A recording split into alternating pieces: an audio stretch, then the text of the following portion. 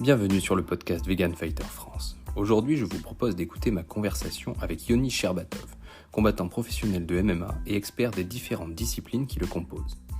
Nous parlons comme d'habitude de sa carrière et de sa façon de s'alimenter, mais aussi de sa philosophie vis-à-vis de l'éducation sportive, notamment pour les enfants. Je vous laisse découvrir tout cela et j'en profite pour vous dire rapidement que la semaine prochaine, c'est Ben que vous avez découvert lors du premier Vegan Fight News qui recevra notre prochain invité en podcast. Ben que je devrais retrouver la semaine prochaine au Plant Powered BJJ Camp en République tchèque. On vous concoctera sans doute une petite vidéo à cette occasion. D'ailleurs, merci à ceux qui ont partagé notre dernière vidéo avec Raphaël Yodra. On fait un peu plus de vues à chaque vidéo et ça fait clairement plaisir. Après cette longue introduction, je vous laisse enfin écouter notre invité du jour. Bonne écoute.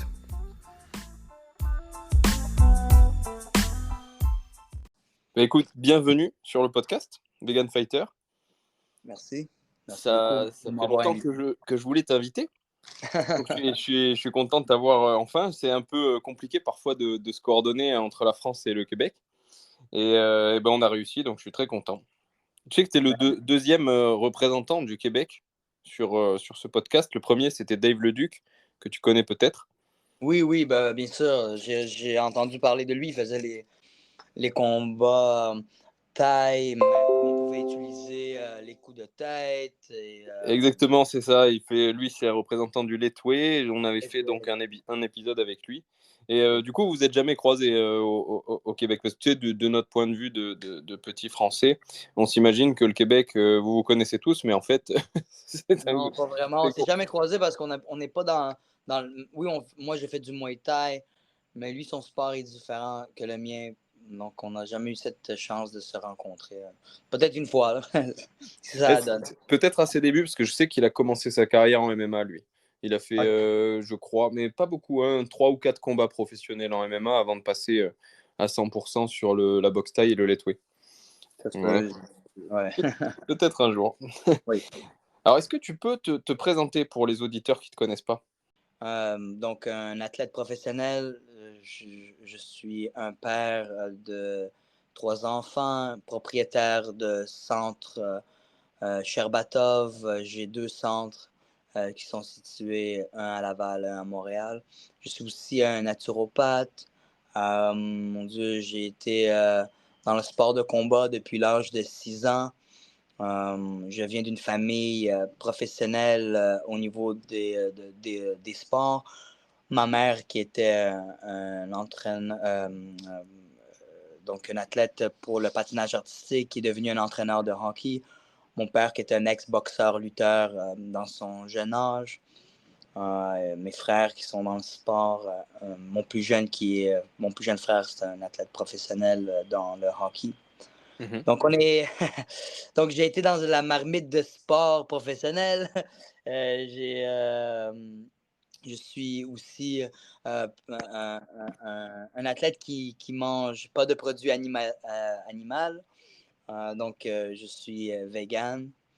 Je dirais plus plant-based parce que si je dis vegan, je me mens moi-même en disant que je porte des vêtements qui ont du cuir. Donc, pour le monde qui m'écoute, je m'excuse, qui sont pro-vegan.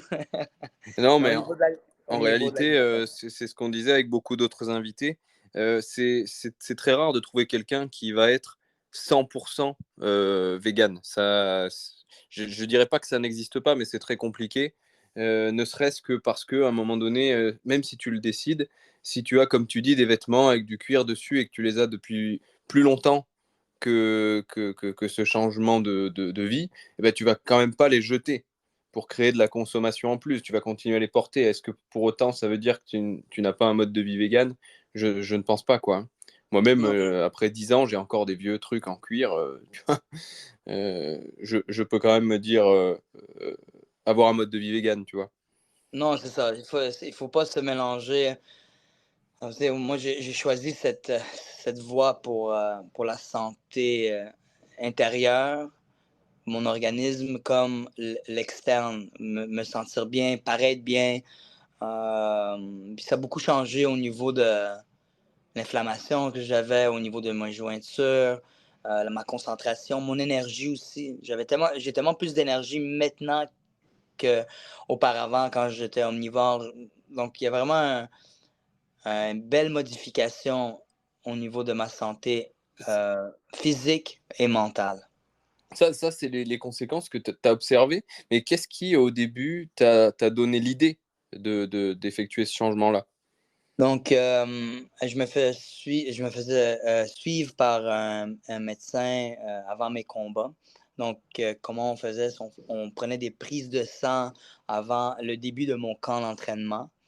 Et mes prises de sang démontraient que j'avais haut teneur en total cholestérol. Donc, on trouvait ça un peu excessif, même que j'étais au point de commencer à prendre être sur médication Ouais. pour baisser le cholestérol parce que ça devenait dangereux. Et Euh, excuse-moi, t'avais quel âge à peu près à ce moment-là? ah, mon Dieu, j'avais 10. Attends une seconde, là, j'ai 35. Mon Dieu, j'avais peut-être 28, 29 ans. D'accord, ouais. Ouais, Ce qui 28, est quand 29. même assez jeune en soi pour avoir beaucoup de cholestérol, quoi. Oui, En, mais en théorie, quoi. même que mon éthique de travail au niveau de l'entraînement était tellement bon et fort que, tu sais, on se demandait si ça faisait du sens parce que ce que je paraissais aux yeux des autres physiquement, j'avais aucun mauvais cholestérol. Même que, tu sais, le cholestérol, c'est important pour la testostérone, c'est important pour protéger nos cellules, Mhm. tout est important. Mais le total était tellement élevé que ça faisait pas de sens avec mon mode de vie. Ouais, et Donc, ton apparence aussi, parce que t'étais pas spécialement en surpoids ou quoi que ce soit. non, non, j'avais mes abs, j'avais les épaules, j'étais coupé. Donc, c'était vraiment intriguant. Donc, ce qu'on avait remarqué avec plusieurs reprises de prise de sang, donc, on a fait quatre prises de sang de différents temps, à chaque peut-être 3, 4 mois, puis on remarquait que ça ne diminuait pas et même que ça augmentait. D'accord. Donc, la décision a été prise à ce moment-là. C'est pas avec le médecin que j'ai pris la décision, j'ai pris la décision en rencontrant quelqu'un qui était vegan et lui il m'a présenté un naturopathe Mhm. qui est focus, que son focus est sur uniquement plant-based pour les sportifs. Ouais, c'est ce que j'allais te dire. Ça m'étonnait un petit peu qu'un médecin dans le corps médical officiel, entre guillemets, ait pu t'amener vers ça. Donc, c'est vraiment un naturopathe plus Oui, et exactement. ton ami là qui t'a donné cette idée-là, quoi. C'est ça. Ben, c'est un de mes clients qui est devenu ami, que lui, cette personne-là m'a référé à un naturopathe. Et de là, j'ai commencé à faire la germination. J'ai fait drastique 180 degrés. J'ai arrêté complètement manger de produits animaliers. Et ça a été la plus pire, l'expérience le plus pire que j'ai eue de ma vie. Là. C'était que j'allais lâcher après 2 mois. Je disais non, c'est du n'importe quoi. J'avais pas d'énergie, j'avais des cernes. Mes entraînements étaient affreux. Ah oui, donc première impression assez mauvaise au final. Oh mon Dieu, j'ai détesté le changement. J'ai dit non, ça n'a pas de sens. J'avais mal au ventre tout le temps. Mais avec la supplémentation, des enzymes digestifs, j'ai commencé à en prendre le B12. J'ai même commencé à vraiment faire plus attention le nombre de calories que je mangeais. Parce que qu'est-ce qui est arrivé? C'est que nous, on est habitués d'aller avec le nombre de calories. Quand j'étais omnivore, moi, je Oui. calculais le nombre de calories. Je me disais, bon, pour être en forme, je dois manger 3000 calories et plein de protéines. Ça, c'est comme, c'est Mais de oui. base ce que tout le monde pense. J'ai fait la même chose avec la transition. Je commençais à manger des lentilles, 40 grammes de protéines dans les lentilles. Donc, écoute, Ça fait une sacrée quantité de lentilles. mon Dieu, je comprenais même pas comment je faisais. Encore là, en y pensant, je comprends même pas comment j'ai fait ça. Puis j'arrêtais pas, je mangeais, mais j'avais tellement mal à la tête. Donc ça, j'ai immédiatement, organiquement, là, sans faire des recherches approfondies là-dessus. J'ai simplement coupé les calories.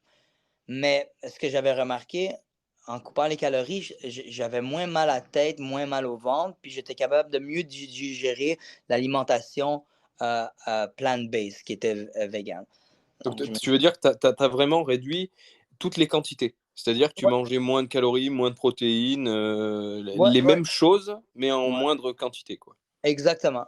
Puis là, D'accord. après ça, donc ça, c'est pour moi, ça, c'est les débuts, on parle. Donc ça, Mhm. c'est une belle adaptation. Mais après ça, il y avait un changement de poids. J'ai commencé à perdre du poids parce que là, on s'est dit, bon, ben, je mange moins, définitivement, avec la quantité d'entraînement que je faisais, je fais peut-être 3 à 4 heures dans le temps, là, je faisais 3 à 4 heures par jour d'entraînement. Donc, c'est énorme avec les entraînements que Ouais. je faisais, que ce soit boxe, jiu-jitsu brésilien, muay thai, tout un mélange avec la conditionnement physique. Qu'est-ce qui est arrivé à ce point-là? J'ai commencé à faire un temps précis pour le nombre de calories que j'allais manger. Donc, qu'est-ce qui arrivait, c'est que après mes entraînements, je me faisais une assiette beaucoup plus grande, beaucoup plus riche en carbohydrates Mhm. et protéines. Un beau mélange des deux avec pas beaucoup de légumes. Pourquoi? Pour pas me Ouais. gonfler. Ouais, Pour exactement. pas... Sinon, tu te retrouves avec des quantités ingérées qui sont énormes, quoi. Exactement. Ouais. J'allais avec l'alimentation qui se digérait mieux. Puis là, j'ai remarqué que mon corps reprenait le poids, mais pas, j'étais pas gros, j'étais pas gras, Ouais. enflé. Mais Après ça, ça c'est énorme ce que tu dis là, parce que c'est vrai qu'il y a beaucoup de gens qui découvrent le concept du régime vegan ou végétalien, qui s'imaginent que tu vas manger que de la salade ou que des légumes. Et ouais, en ouais, réalité, une alimentation végane équilibrée et énergétique, il n'y a pas tellement de légumes, en réalité. Il y a beaucoup, non, comme tu dis, de glucides, de protéines, de légumineuses, de choses comme ça. Mais finalement, des légumes, tu ne peux pas remplir toutes tes assiettes de légumes. Sinon, comme tu dis, tu te retrouves avec beaucoup trop de fibres et tous les problèmes que ça peut poser, quoi. exactement. Puis moi, ce que j'ai commencé à faire, c'est aussi commencer à manger plusieurs petits collations dans la journée. Exemple, des noix, des dattes, comment on appelle ça? En anglais, c'est pumpkin seeds. Mon Ouais, Dieu. ce sont des pumpkin seeds, ça va être des graines de citrouille. Des graines de citrouille qui a un grand teneur en fibres. J'ai commencé à faire ça. J'ai aussi beaucoup concentré sur la germination. Donc, ça me permettait, comme collation, de me remplir sans trop en manger parce que tu n'as pas besoin de manger autant de germination, que ce soit des lentilles germées, des brocolis germés, même du hôte. Hôte, c'est l'avoine. De Même l'avoine, ouais. l'avoine germée était. Euh, pris à une quantité respectable dans une journée. Avec beaucoup de liquide, je buvais beaucoup d'eau. Et très important, j'ai commencé aussi à prendre la protéine végane avec la créatine et des acides aminés tout de suite après l'entraînement. Mhm. Qu'est-ce qui est arrivé, c'est que le teneur de protéines était, était assez pour mes journées. Puis Oui. ça me réparait immédiatement après un entraînement. Exemple, je pouvais mieux revenir à l'entraînement 2 heures plus tard, après avoir pris mon smoothie après l'entraînement. Je me sentais bien, je me sentais réparé. Puis comme ça, Oui. mes journées allaient très bien. Puis mon corps s'est ajusté. Puis là, présentement, on voit, pour te dire la différence, là, je suis à 145 livres. J'ai peut-être 6 à 7 de gras. Euh, il y a quelques années, quand j'étais Là, tu veux omnivore, dire maintenant, là, tu es à 6-7% de gras? ouais, c'est fou, là.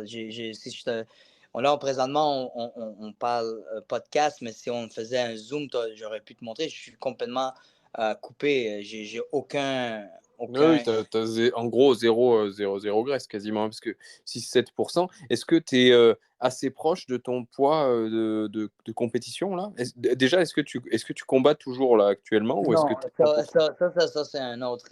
Ça, c'est une autre C'est une affaire. autre histoire, mais Ouais, ouais. Non, depuis 2019, je me suis pas battu. J'ai eu plusieurs opérations à cause de mes blessures. Mhm. C'était mon 6e opération que j'ai eue. Et là, j'ai mis un peu de côté mes gants de combattant et je me suis juste concentré à ma vie personnelle et ma vie Mhm. professionnelle au niveau de la gestion des centres. Il ne faut pas oublier, en 2019, COVID a frappé.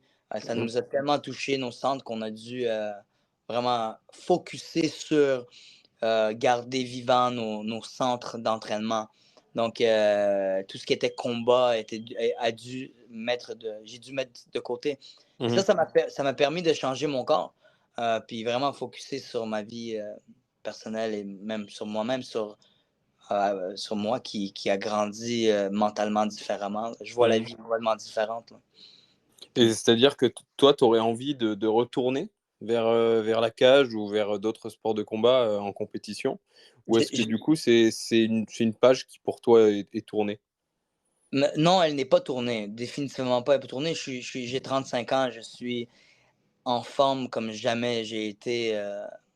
La vérité, c'est une grosse décision pour moi de dire que je dois accrocher mes gants à cause de mon âge. Mais d'un autre côté, depuis l'âge de 6 ans, je fais des arts martiaux. Je fais des combats. J'ai Mhm. plus que 300 combats amateurs. J'ai compétitionné professionnellement. Je suis rendu loin dans mes combats professionnels. Donc, c'est comme. C'est Oui, un. c'est comme te brosser les dents, quoi.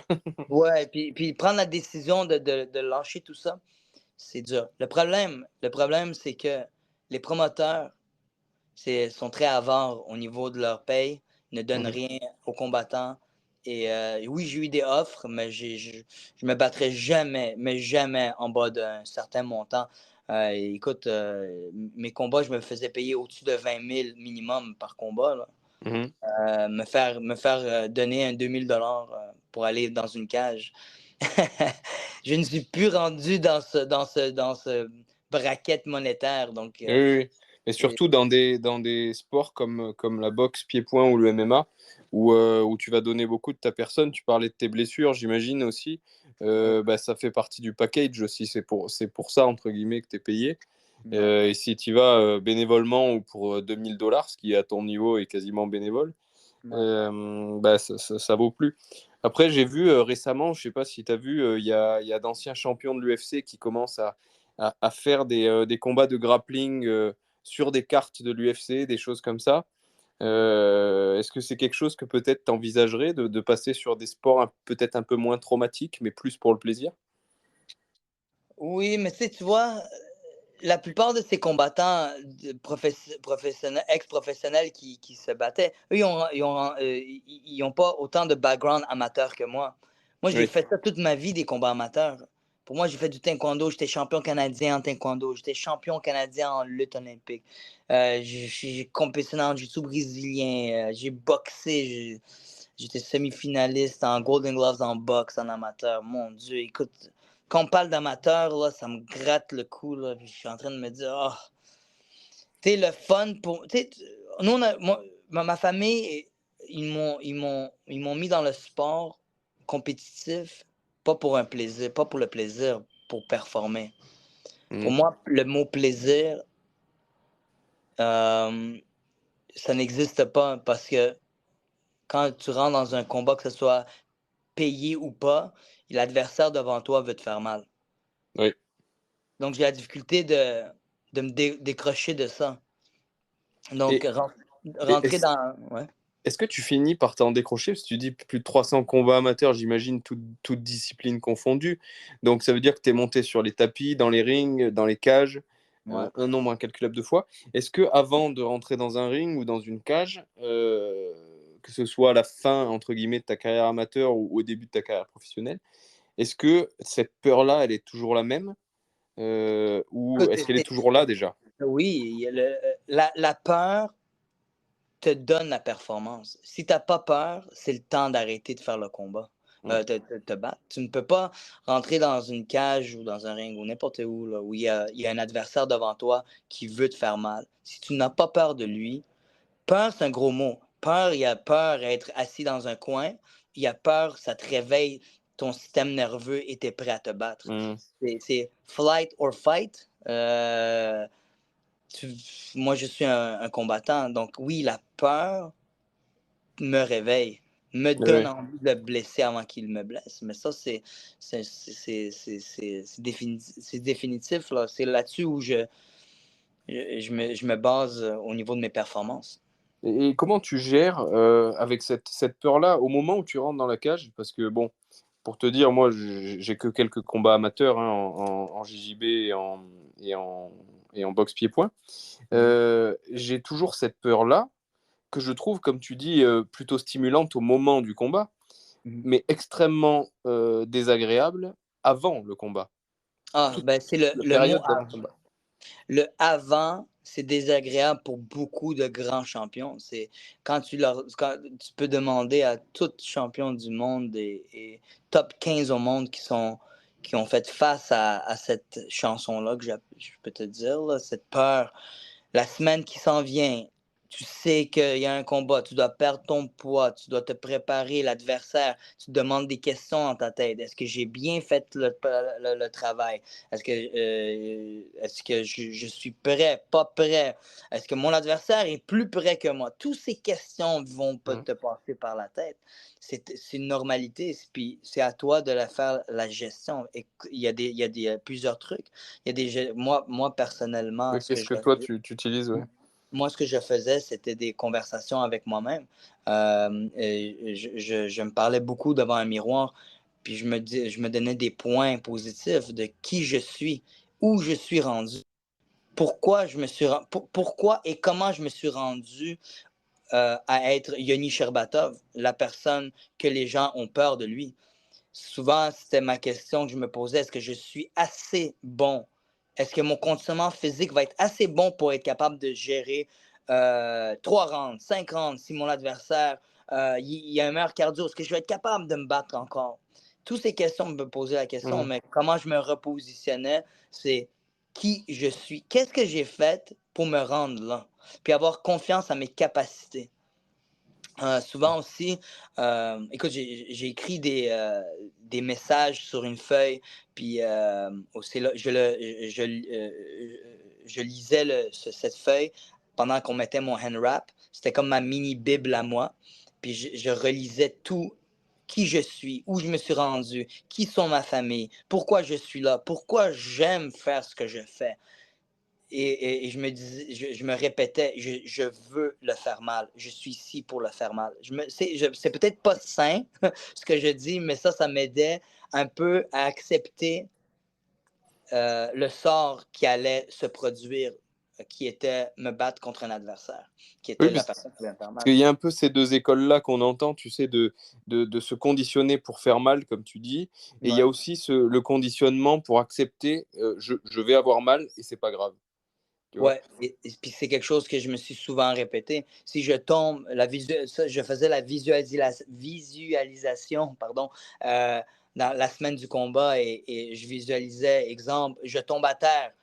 C'est quoi prochaine étape? Qu'est-ce que je fais dans ce moment-là? Donc, je me mettais les plus pires scénarios dans ma tête et comment je m'en sortais. Je réussissais à m'en sortir. Puis je trouvais tout dans les solutions dans ma tête. Et c'est là où, quand j'arrivais à mon combat, je me sentais préparé de tous les angles. J'étais confortable à répondre à toute attaque et situation de mon adversaire. Donc, que ce soit moi le premier qui le frappe ou lui le premier qui me frappe, ça a été déjà préparé dans ma tête. Mon scénario était fait. Donc. Et ça, tu l'as fait tout seul, ces techniques-là, d'écrire sur une feuille, ces choses-là, c'est des choses que tu as élaborées tout seul ou est-ce que c'est des techniques qui t'ont été transmises par peut-être un entraîneur ou quelqu'un d'autre? J'ai été chanceux d'avoir une équipe incroyable autour de moi. Donc, que ce soit des entraîneurs qui m'ont donné des points, que ce soit des psychologues sportifs qui m'ont donné des points. En réalité, là, tous ces trucs, c'est un mélange de plein de professionnels qui m'ont aidé à devenir qui je suis maintenant. Donc, même j'ai lu beaucoup de livres. Il y en a un livre qui m'a énormément aidé, c'est Inside Edge. écoute, c'est un livre incroyable. Inside Edge m'a permis d'accepter et de comment avoir un focus avant et après ou pendant le combat. Aussi, j'ai eu une psychologue sportive qui elle était incroyable avec moi. Elle a travaillé avec moi pour préparation de 2 combats. Donc, ouais, définitivement, écoute, il n'y a rien qui est donné sans une équipe, sans avoir de l'aide. Puis là, maintenant, moi, à l'inverse, ce que je fais avec tous les trucs que j'ai reçus avec le temps, je le donne aux autres. Oui, c'est ce que j'allais te dire. Aujourd'hui, tu as tes centres d'entraînement, donc tu amènes aussi des combattants en compétition? On commence à retourner après la COVID, avoir une équipe un peu plus compétitive, mais définitivement, on a une belle équipe qui sont en jiu-jitsu brésilien. On a une excellente équipe de jiu-jitsu brésilien où on a un de nos entraîneurs, Amin, que lui, il est ceinture brun, gagne beaucoup de tournois, on a médaille d'or, on a d'autres, mais des ceintures mauves, des ceintures bleues, que ce soit gars et filles qui nous rapportent des beaux médailles. Je suis dans un groupe chat avec eux, exemple, sur Instagram, je vais leur écrire quoi faire avant et pendant avant un combat et pendant le combat, comment leur mindset, leur mentalité doit être pour surmonter le stress. Donc, je vais leur écrire, je vais leur parler, puis j'ai les bras grands ouverts quand ils me parlent, puis je leur dis quoi faire, définitivement. Tu t'entraînes avec eux aussi? Est-ce Ouais. que c'est toi qui fais les cours? Comment ça se passe dans tes centres? Tu vois, je donne.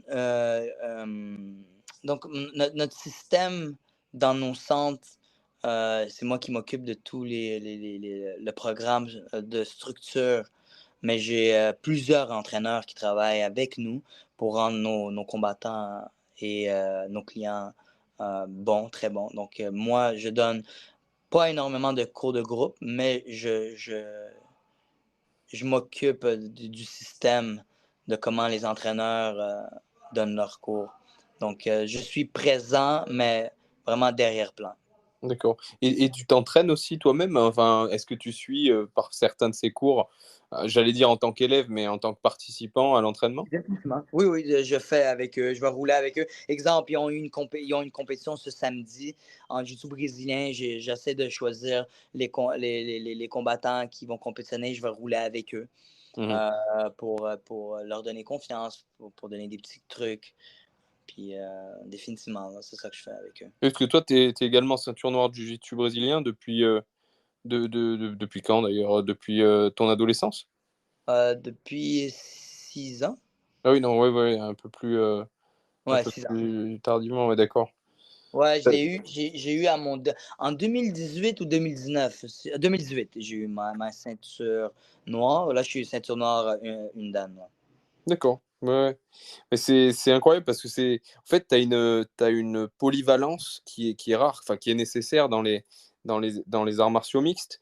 Mais tu sais, de nos jours, on est plus sur des profils de jeunes gars ou filles qui débutent par le MMA dans un club de MMA, qui n'ont aucun background, ni de lutte, ni de boxe, ni de quoi que ce soit.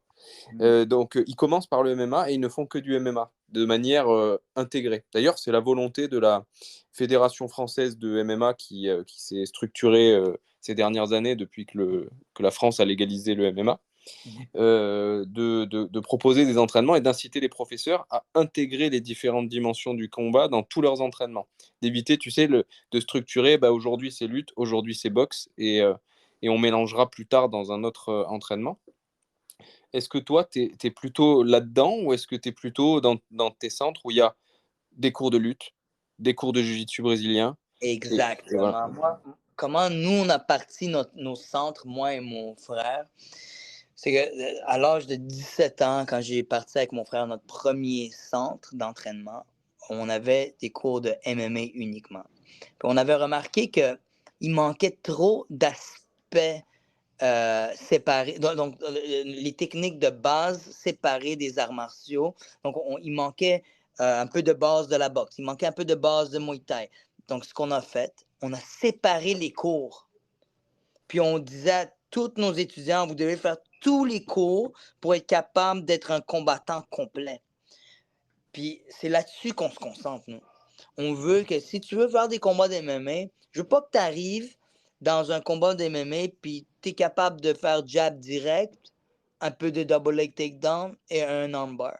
Non, tu dois connaître la base du sport séparé pour être un combattant de haut niveau. Ça, c'est eux qui veulent faire des compétitions, là. Si tu veux te rendre loin en combat pour être dans le UFC, tu peux pas être juste un gars ou une fille MMA. Tu dois avoir un background séparé des sports. Il y en a beaucoup qui ont des backgrounds, comme tu l'as dit, qui viennent d'un background, exemple, d'un sport, que ce soit la lutte ou le jiu-jitsu brésilien ou la boxe ou XY. Puis après, ils embarquent dans le MMA. Mais c'est là-dessus ma philosophie aussi, elle est. Je veux que mes combattants, si c'est le temps de séparer le sport, ils sont capables de boxer sans paraître comme Nate Diaz, puis les frères, c'est quoi leur nom, le gars de YouTube, là? Nate Diaz. Les Jake Paul, ouais. Ouais, Nate Diaz, puis Jake J'imagine que Paul. tu as vu le combat aussi. J'ai failli mourir. Je regardais ça, j'ai dit non, mais Nate Diaz, tu es un combattant. Tu es supposé, avec ton expérience et tes années investies dans le sport de MMA, être capable de boxer mieux que ça. Donc, c'est là-dessus, et je répète à tous des élèves qui veulent faire du MMA, tu ne fais pas 5% de boxe, 5% de jiu-jitsu, 5% de lutte, puis 80%, exemple, de MMA. Non, non, non, non. Je veux que tu te concentres dans les sports séparés. Puis le MMA, tu le fais avec une portion un peu moindre dans la semaine. Et après, avec le temps, quand tu as acquis une bonne base dans les sports séparés, là, on peut focuser un peu plus souvent dans le MMA. Là, on n'aura pas besoin de te dire tourne le pied quand tu fais ton crochet, exemple. Donc, Oui, bien sûr. c'est là-dessus. Mais l'exemple parfait, c'est Jake Paul, puis Paul Jack, whatever, les gars de YouTube, qui battent tous les gars de MMA, des ex-champions de UFC. Oui, écoute, circonstances, c'est des vieux, il y a la retraite, blablabla. Tout le monde va me dire toutes les histoires qui sont très valables. Mais pareil, je ne veux. J'ai eu très mal pour Anderson Silva. Hein, oui. Écoute, pour moi, ce que Anderson Silva avoir accepté faire un combat et sa performance qu'il a donnée contre Jake Paul, pour moi, c'est une insulte dans notre sport à nous. Je m'en fous que peut-être le monde y ont oublié ce combat-là, mais ça fait des tâches. Ça tâche notre nom. Le monde qui donne leur temps. Oui, il s'est fait beaucoup d'argent. Bravo, je suis fier de lui. Mais avec le temps, il y a une répercussion parce que le monde, ils vont commencer à nous catégoriser comme des combattants très bons en MMA, mais très médiocres en combat séparé. Oui. Puis non, nous, on a été affichés combattants MMA parce qu'on est capable de faire tous les sports séparés. Et oui. Puis ça, on parle de haut niveau, là. C'est des gars de UFC. C'est pas du monde qui ça fait 1 an ou 2 qui font du MMA. On parle du monde que ça fait au-dessus de 10 ans qui en font. Là. Oui, on n'est pas sur de l'amateur amélioré qui a besoin d'avoir un boulot à côté. Exactement. C'est des mecs qui peuvent consacrer 100% de leur temps à leur entraînement. Exactement. C'est là-dessus. Je veux pas je veux pas dérailler dans ce que je dis, mais la vérité, c'est là-dessus. Il faut pas se mélanger. Là. C'est des combattants ex-UFC champions. C'est du monde qu'on donnait des millions de dollars pour les regarder, pour regarder ça. Là. Tu peux pas me donner contre un jeune puis avoir une performance affreuse. Donc, voici comment nous, ici au gym, on se concentre. On ne veut pas avoir ces... Alors là, tu parlais pour vraiment celui qui veut performer en compétition et aller à haut niveau.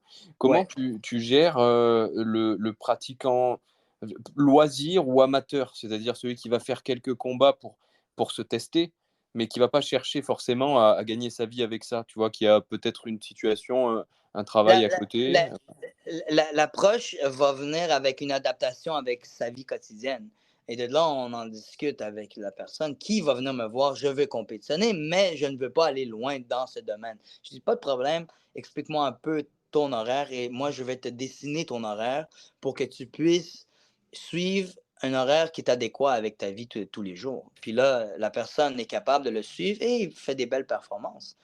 T'sais, il faut être réaliste avec chaque demande.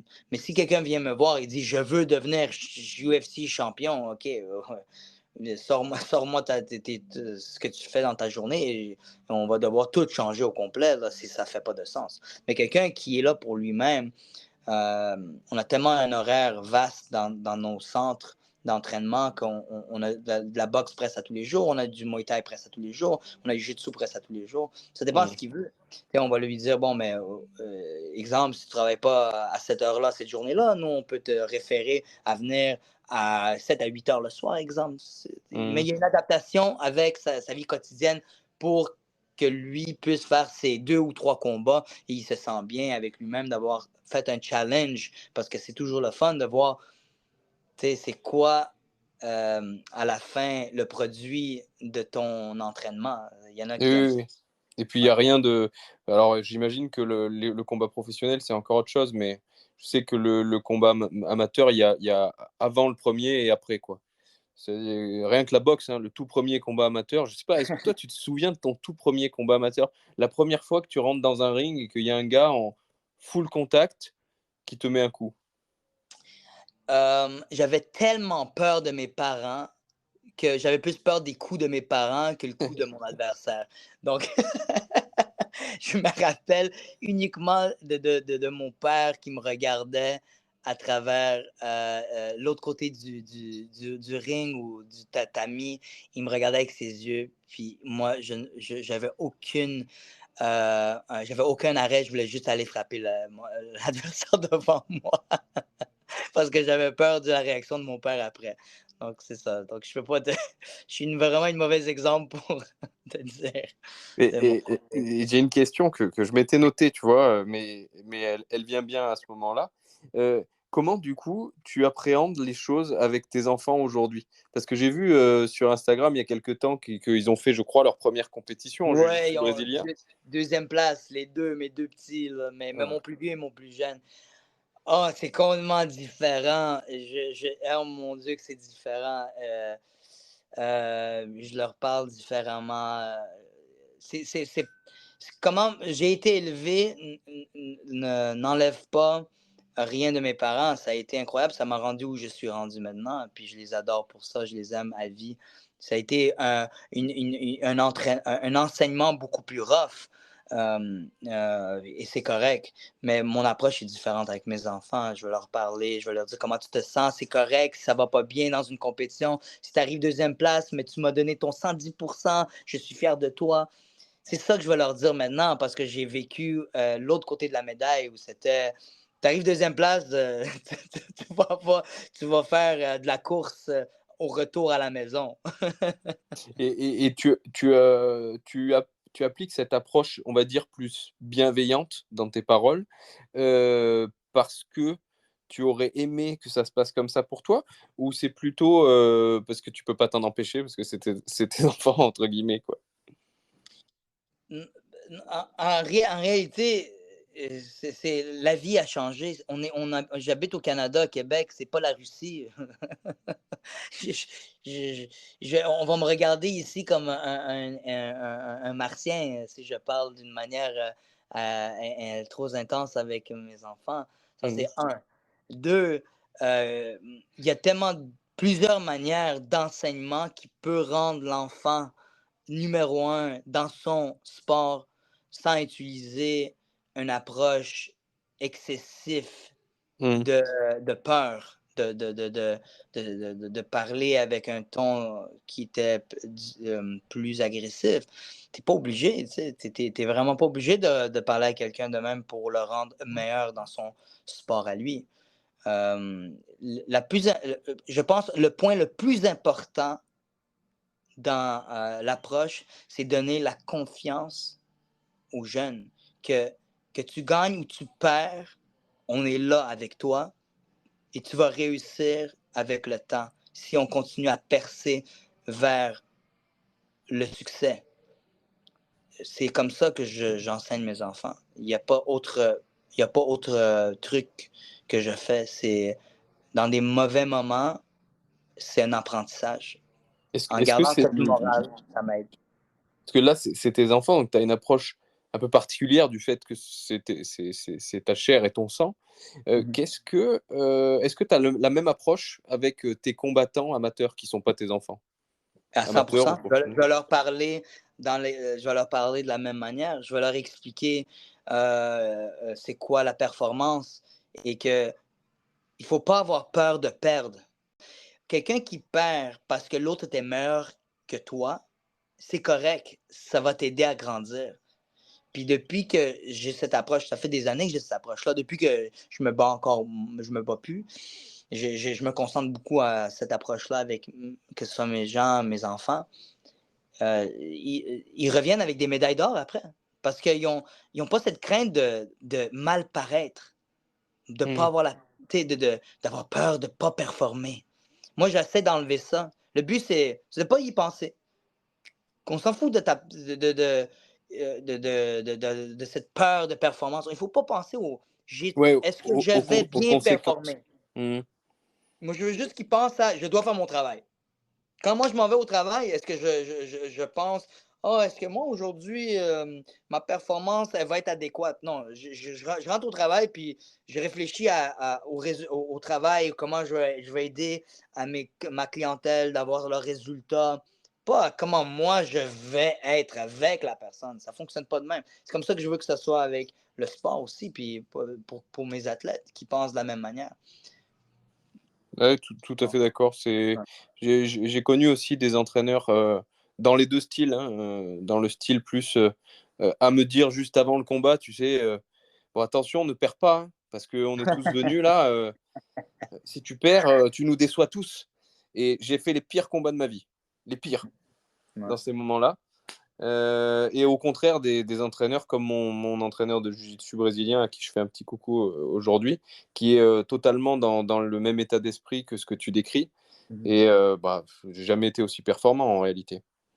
Ouais. Parce que Parce que tu déjà, te c'est sens un pas tout seul stress. sur le tatami ou dans le ring, en fait. Mais ça, t'es déjà dans un stress devant quelqu'un qui veut te faire mal. Il est déjà là. Il y a rien, tu peux pas, amène-en pas plus dans l'assiette. L'assiette Exactement. est déjà remplie. Ouais, t'as déjà un adversaire devant, pas besoin d'en avoir un dans ton coin. T'as une minute de pause, autant qu'elle soit C'est- paisible entre les rounds. Ouais. mais c'est une autre chose aussi. Il faut pas oublier que beaucoup de Russes, Daguestanais, Géorgiens, Tchétchènes, beaucoup de moi-même, on a grandi là-dedans parce que c'était une normalité. T'es un homme, tu te bats comme un homme, tu penses comme un homme, t'as pas peur, tu veux le faire mal. C'était ça la conversation. C'est fait pas honte, c'est Mm. pas leur faute. Puis, encore une autre fois, ça m'a rendu qui je suis. Maintenant, et puis j'ai vécu ça toute ma vie, donc c'est correct. C'est bien, c'est bien parce qu'il y en a qui vivent là-dessus, il y en a qui ont besoin de ça. Mais pour en revenir, est-ce que c'est ça la meilleure approche? Non. Est-ce que cette approche existe? Oui. Est-ce que cette approche aide à d'autres combattants à avoir des résultats? Oui.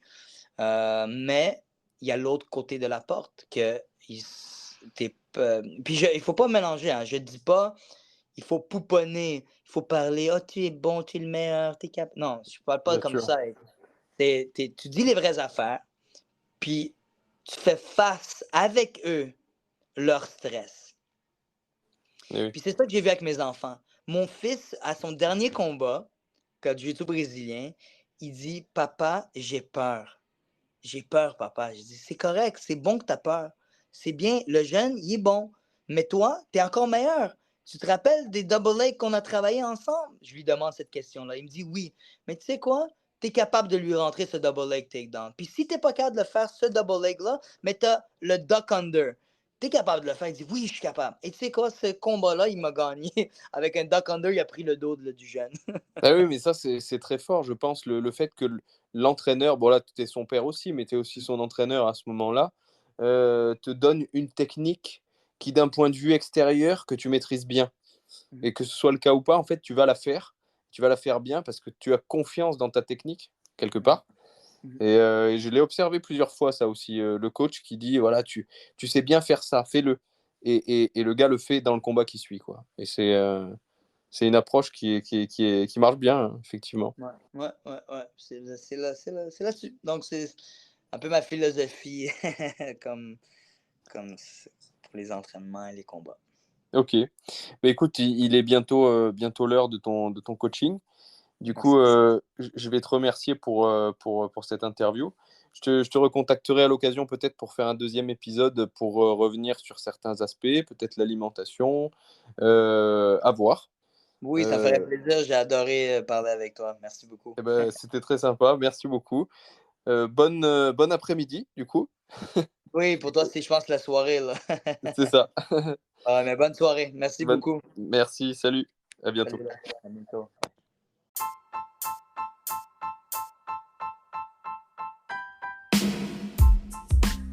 Si vous avez écouté le podcast jusqu'ici, c'est qu'a priori il vous a plu. En quel cas, je vous remercie d'avance de nous laisser une note de 5 étoiles sur Spotify ou Apple, un commentaire sympa sur Apple ou sur YouTube. C'est ce qui contribue à nous donner de la crédibilité aux yeux de nos futurs invités. Pour ne pas manquer les prochains épisodes, vous pouvez vous abonner sur votre application d'écoute et nous suivre sur Instagram, Facebook, Twitter et pourquoi pas les 3 à la fois, si vous souhaitez nous apporter un maximum de soutien. C'est tout pour moi, je vous dis à très bientôt pour un nouvel épisode.